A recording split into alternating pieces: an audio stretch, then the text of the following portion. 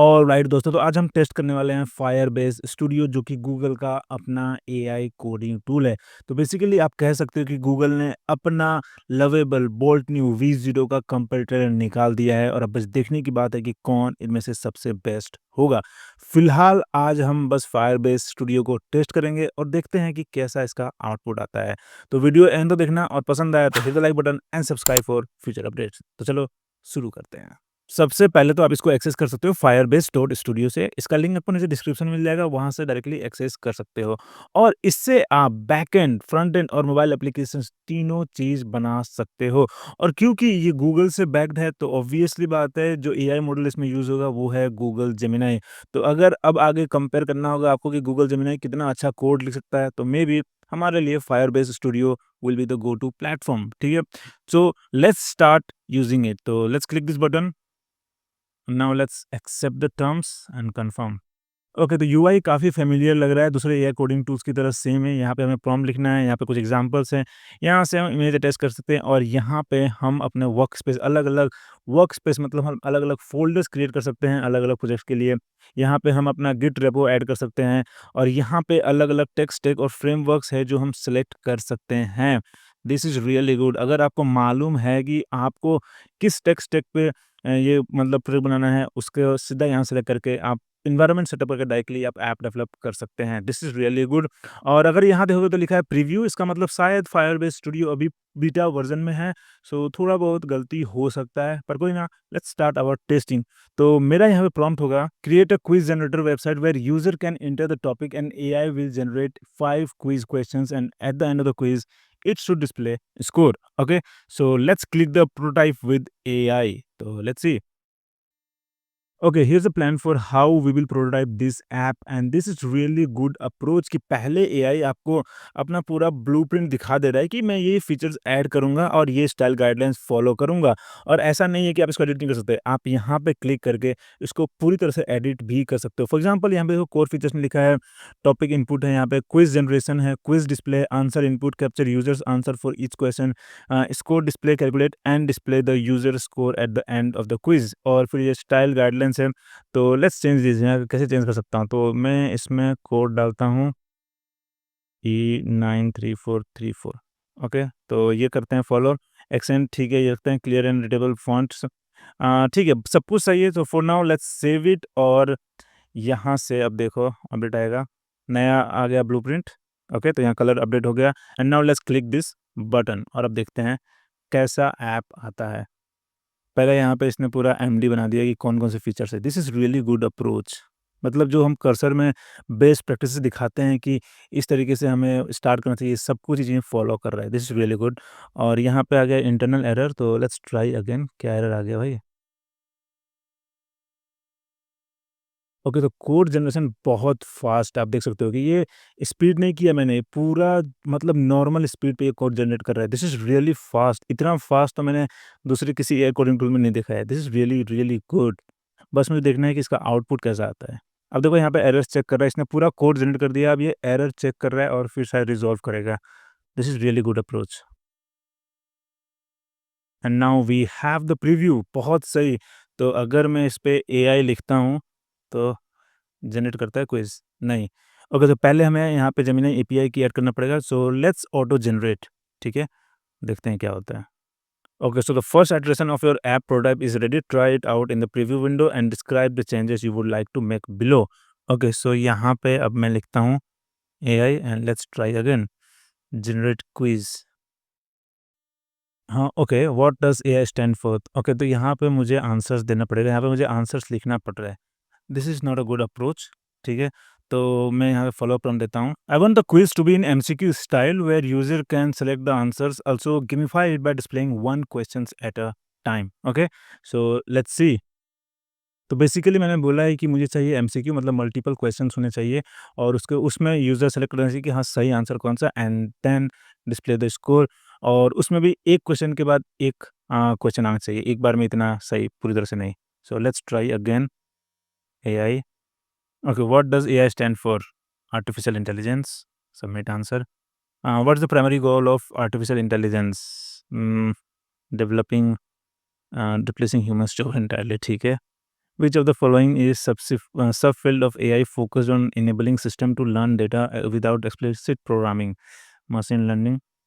Who is considered the father of AI? Alan Turing, I think. Which of the following is an application of AI? Uh, all the above. ठीक है, let's submit. Okay 4/5 आ गया. This is really good. However UI बहुत basic है, so let me try again.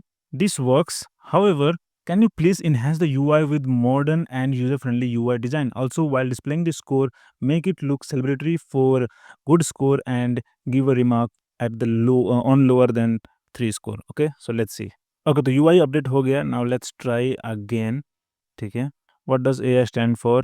ठीक है. This is really good. Which of the following is the subfield of AI that focuses on enabling system to learn from data?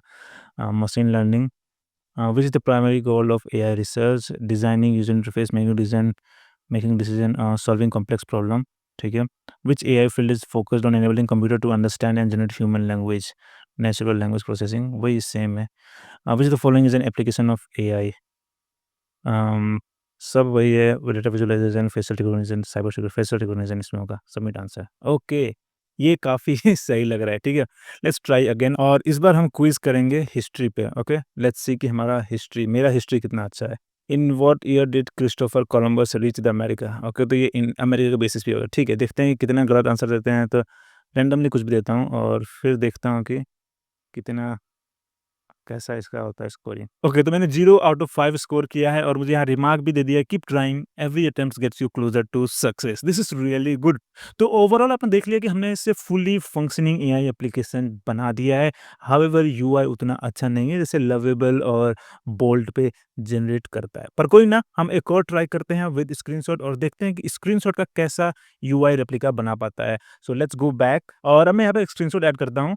ठीक है, तो ये basically एक dashboard का यूआई है और अब मैं यहाँ लिखता हूँ, can you please create a pixel perfect replica of this dashboard. Let's see. Okay, so here's the plan. Dashboard UI clone, sidebar navigation, search bar, sales summary. This is really good feature. सोचो कि आप एक simple सा prompt दे सकते हो, ठीक है, और उसके बाद आपको जो जो फीचर्स ऐड करना है या स्टाइल गाइडलाइन देना है, सब कुछ आप यहाँ से एडिट कर सकते हो. This is really good approach कि आपको पूरा एक डिटेल प्रॉम्प्ट लिखने का जरूरत नहीं है. आप बस यहाँ पे आके एडिट कर सकते हो. This is really good. For now let's create prototype. Again मुझे इसका स्पीड से बहुत मतलब मज़ा आ रहा है देख के, बहुत फ़ास्ट है. देखो इसने पहले पूरा एरर चेक किया और फिर यहाँ पे अब ऑटो फिक्स कर रहा है, ठीक है? तो बेसिकली ये एआई एजेंट के साथ आ रहा है, इसमें एजेंटिक फीचर के साथ आ रहा है कि पहले ये एआई का पूरा मतलब जो ऐप का पूरा कोड जनरेट कर रहा है, फिर इसको टेस्ट कर रहा है और फिर जो भी एरर है उसको फिक्स कर रहा है. This makes it really, really easy for us. बस इसका यूआई भी उतना ही अच्छा है, तो मुझे लगता है कि लवेबल बोल्ट इसके सामने कुछ नहीं होगा. ओके, ये मुझे अच्छा क्यों लग रहा है? इतना मिनिमलिस्टिक डिज़ाइन बहुत ही सही लग रहा है. हाउएवर जैसा हमारा इसमें था, यहाँ पे कहीं दिखा रहा है, जैसा हमने ये दिया था यूआई वैसा नहीं दिया है इसने, अपने आप से इसने रीडिज़ाइन कर दिया पूरी तरीके से. सो हम ये नहीं बोल सकते कि इससे हम स्क्रीनशॉट से पूरा क्लोन बना सकते हैं, but this kind of looks good, ठीक है? और अगर मैं यहाँ पे बोलूँ, can you make it colourful like the design I provided? एक और लास्ट अटेम्प्ट देते हैं इसको, देखते हैं कि कितना इम्प्रूव कर पाता है. ओके, तो हमारा सेकंड वर्ज़न में भी कुछ ज़्यादा डिफ़रेंस नहीं आया है, सेम वैसा ही है और ये तो कलर्स कुछ ऐड ही नहीं कर रहा है. यहाँ पे जो कलर्स गाइडलाइन स्टाइल गाइडलाइन जो कलर्स है वो भी ये फ़ॉलो नहीं कर रहा है. तो मुझे लग रहा है कि ये अपना खुद का ये ऐप ब्लूप्रिंट भी अच्छे से फ़ॉलो नहीं कर पा रहा है. फॉर नाउ हम कह सकते हैं कि फायरबेस स्टूडियो स्क्रीनशॉट से क्लोन नहीं बना सकता है. Okay, so let's go back और हम चलते हैं वापस क्विज़ विज़ एआई में, ठीक है? और अभी तो बस प्रीव्यू है, पर अगर आपको कोड देखना है तो आप यहाँ से स्विच कर सकते हो इसका कोड इंटरफ़ेस में, यहाँ से आप पूरा कोड देख सकते हो. तो देखो ये बेसिकली ऑनलाइन वर्ज़न है, वेब वर्ज़न है वीएस कोड का. अगर आपने कभी पहले कभी वीएस कोड यूज़ किया है, चाहे कर्सर यूज़ किया है, तो वही सेम यूआई है. और अगर आपको कोडिंग नहीं आता कोई बात नहीं, इसमें चैट इंटरफ़ेस भी आएगा. So let it load. तो अब देखो यहाँ पे हमारे पास पूरा कोड फाइल्स है, ठीक है? ये पूरा कोड फाइल्स है और यहाँ हमारे पास वेब प्रीव्यू है और यहाँ से हम जेमिनी से चैट कर सकते हैं, पूछ सकते हैं या एडिट भी करवा सकते हैं यहाँ से डायरेक्टली कि इस कोड का मतलब क्या है, इसका मतलब क्या है, हम डायरेक्टली यहाँ से पूछ सकते हैं। This is really good, right?